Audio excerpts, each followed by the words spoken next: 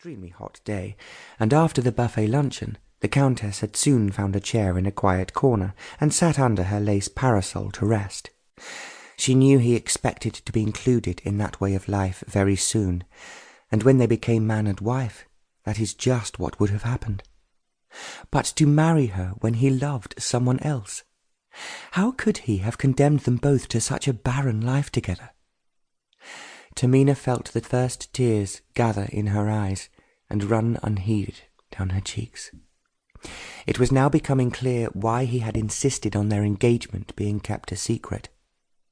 Was there even a sick old grandmother living in Scotland, or was that a lie too? Probably, she told herself sadly.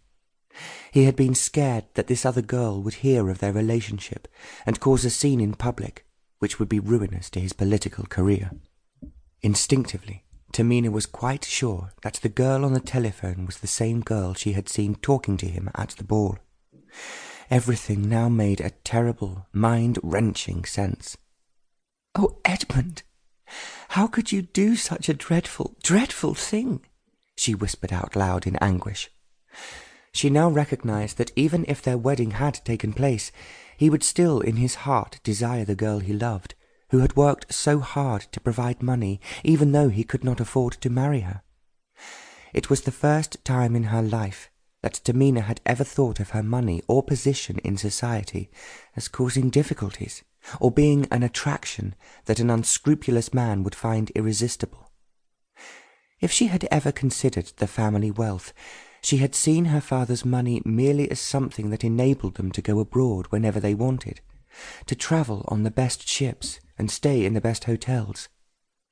Her father was wealthy, and undoubtedly his important position at the Foreign Office meant that everyone wanted to know him and receive the invitations he and her mother sent out practically every week of the year. They invited guests to dinners, balls, weekends in the country at the Braithwaite estate in Devon, boating parties on the river, outings to the races, and anything else fashionable in the appropriate season. Tamina had received a great deal of attention since she came out in London society. She had believed in her innocence that men liked her for herself. Now the scales were falling from her eyes. "It is not me the men are after," she told herself. "It is my father's fortune. If I was as plain as a pikestaff and as badly dressed as some women are, even badly educated, they would still be knocking on the door and inviting me to dance with them. Eventually, like Edmund, they would ask me to marry them." She wanted to scream because it was all so humiliating. Worst of all was the fact that she had stupidly believed all the compliments she had received. She had thought the men who said she was adorable were thinking of her and not her money. What was more, she now questioned the reason why she was invited to so many parties. Was it because they wanted her company, wanted to hear her views and opinions, and get to know her as a person? Or was it, as now seemed likely, because they wanted access to her father? "How can I bear it? How can I live with this knowledge?" Tamina howled to herself. But for the moment there was no answer, only the darkness that seemed to her the darkness of humility and misery. Edmund, the man she loved so much, had betrayed her in every possible way. "What shall I do? And what shall I say to him?"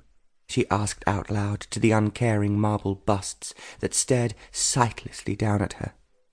"How can I live now I know the truth?" But there was no answer, and she felt as if she had suddenly entered a new world of shadows where, at the moment, there was no light. In the west of London, the Earl of Daventry tore off his evening jacket and threw it carelessly onto a chair. The remains of his Arabian headdress had been discarded long ago. He kicked the smouldering logs in the grate, but only a few sparks leapt up the chimney.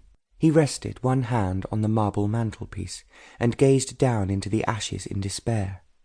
Ashes! That just about summed up his life. Eunice was already engaged to be married. She had lied to him. Well, perhaps not in so many words, but surely, "Are you free to be my close friend?"